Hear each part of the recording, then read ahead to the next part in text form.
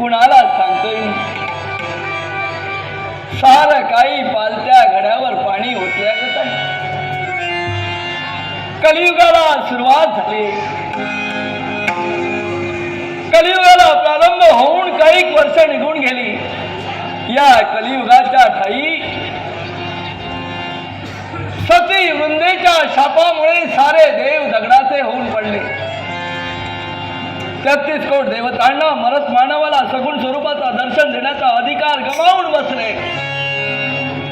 अशातच सद्भक्तांचा मानवांचा देवतांवरील विश्वास उडून जाऊ नये, भक्ती मार्ग लोप पावू नये म्हणून माझ्या देवानं केलं ते काय? नवनारायणानं आज्ञा केली.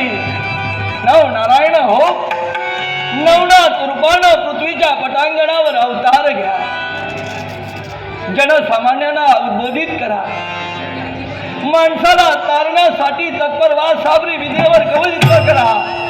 मुमुक्ष जनांचा उद्धार करा. पण त्या नवनारायणाने घेतलेले नवनाथ अवतार, तो नाथ संप्रदाय सुद्धा संपला गेला. आणि आज पुनश्च यक्ष प्रश्न या जगाच्या समोर उभा राहिला आहे. अगदी झपाट्यानं वेगानं गतीनं अधोगतीकडे जाणारा माणूस,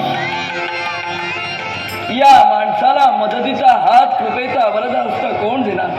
कोण देणार? आणि हात विचार मनाच्या ठिकाणी ठेवून या गिरनार पर्वतापर्यंत माझं आगमन झालं. पण या गिरनार पर्वतावर मी का आलो?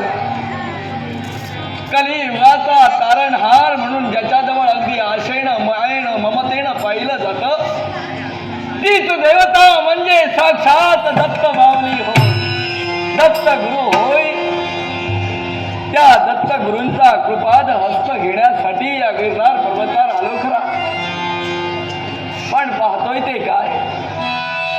या गिरनार पर्वतावर दत्त गुरु दत्तात्रयांचं दर्शन मला कसं होणार? कारण